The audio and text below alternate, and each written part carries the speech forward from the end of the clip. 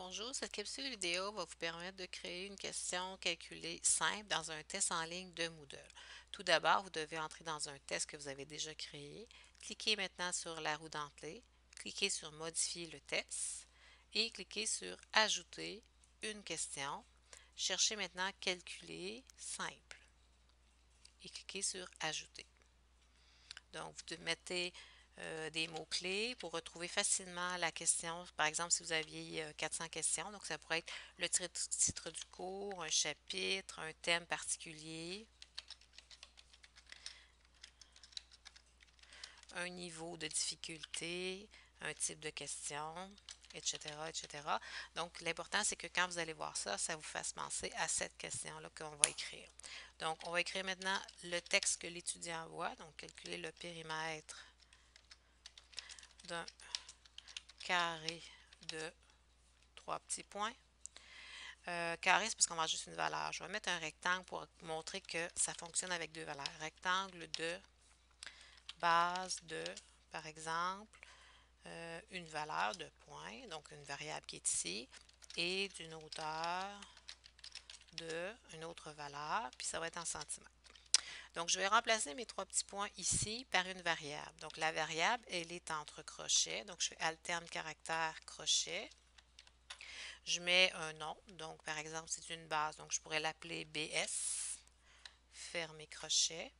La hauteur, c'est une autre variable, donc je vais l'appeler crochet, je vais l'appeler HT, fermer crochet. Donc, je viens de déterminer qu'il y a deux variables, une qui s'appelle BS et une qui s'appelle HT. La note par défaut, je vais dire que la question vaut 5 points.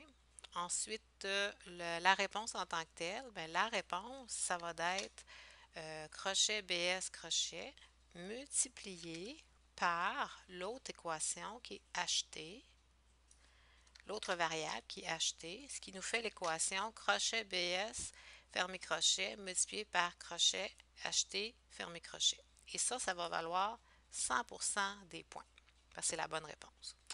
Je vais le mettre à 0 décimal, je le mets à relatif. La tolérance, on peut la diminuer un petit peu à 0,1 ou l'augmenter, c'est-à-dire. Ensuite, le traitement de l'unité. Je peux corriger l'unité aussi. Donc, je peux corriger, je peux qu'elle soit optionnelle ou je peux dire oui, il faut en tenir compte au niveau de l'évaluation. Le point 1 ici, c'est la pénalité, c'est le pourcentage qu'on va enlever. Donc, par exemple, point 1, ça correspond à 10.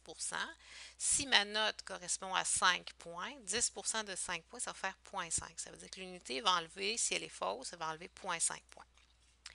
Est-ce qu'on la met dans la zone de texte ou dans une sélection de choix multiples ou dans un menu déroulable? Bien, je veux qu'il l'écrive dans sa zone de texte. Donc, qu'il prenne l'habitude de toujours écrire son nombre avec son unité. C'est une très bonne habitude en passant. Après ça, la position, ben, l'unité, il faut qu'il soit à droite. Si c'était de l'argent, ce serait à gauche, mais dans ce cas-ci, ça va être à droite. Les unités maintenant, ben, l'unité réponse, c'est centimètres. Mais il pourrait décider de changer ça en décimètres, sauf que la valeur, elle, va être divisée. Donc, pour passer de centimètres, par exemple, à décimètres, il faut diviser par 10. Donc, un dixième, donc la valeur réelle va valoir un dixième de la valeur que j'aurais si j'avais été en centimètres. Si je le mets en mètres, la valeur va être un centième, donc 0,01. Et ainsi de suite, je pourrais ajouter plusieurs unités, comme par exemple, si quelqu'un décidait de le mettre en kilomètres, bien là, à ce moment-là, ça serait 100 millièmes. Donc, virgule, 1, 2, 3, 0, 1. Voilà. Maintenant, il nous reste à chercher les jokers, c'est-à-dire les variables, les valeurs de ces variables. Je recherche les jokers. Malheureusement, quand on clique dessus, il nous envoie en haut alors qu'on est dans la bonne étape. On va commencer par générer. Est-ce que je veux 10 jeux différents de BS et de HT? Ben, 10 couples, ça pourrait être intéressant pour commencer. Donc, je vais générer 10 couples de variables. OK. Je vais les afficher, les 10, pour voir de quoi ça a l'air. Donc, je retourne en bas, afficher les valeurs, valeurs des jokers, je les ai ici. Fait que là, j'ai mes exemples qui vont me donner avec la tolérance qu'il accepte. Donc, on a déjà plusieurs variables d'annoncer.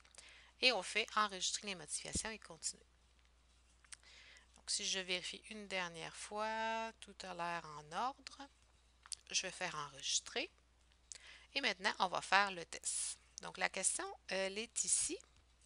Donc, je vais la mettre au début. Puis, on va aller faire le test. Donc, la première question, c'est la question qu'on vient de faire. Voilà. Calculer le périmètre d'un rectangle de base 3,2 d'une hauteur de 9,4. Donc, ça serait... Et j'ai pas pris la bonne équation, je viens de réaliser ça. Le périmètre, ça veut dire c'est 3,2 fois 2 plus 9,4 fois 2. Fait que je vais donner une réponse, mais c'est pas la bonne, c'est sûr. Fait que j'ai terminé le test.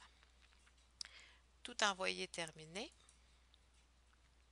Et je les mate. Donc, je vais aller modifier la question à partir du test. Et là, je vais aller voir mon équation. Ben oui, j'ai mis l'équation de l'air alors que c'est le périmètre. Donc, ce que je dois faire, c'est que je dois multiplier par 2 la base plus la hauteur fois 2. Ça va être ça ma réponse. Donc là, je vais enregistrer. On va recommencer le test. Effectuer un nouveau essai. Parce que si je reprends le même essai, il va garder les mêmes chiffres. Donc 3,3 plus 7,2, donc ça fait 10,5 fois 2, ça fait 21. Attendez bien, on a un chiffron. 21, terminer le test. Tout envoyé terminé, tout envoyé terminé. 21. Il me dit la réponse est 21 cm. Donc j'ai eu 4,5 sur 5 parce que je n'ai pas écrit l'unité.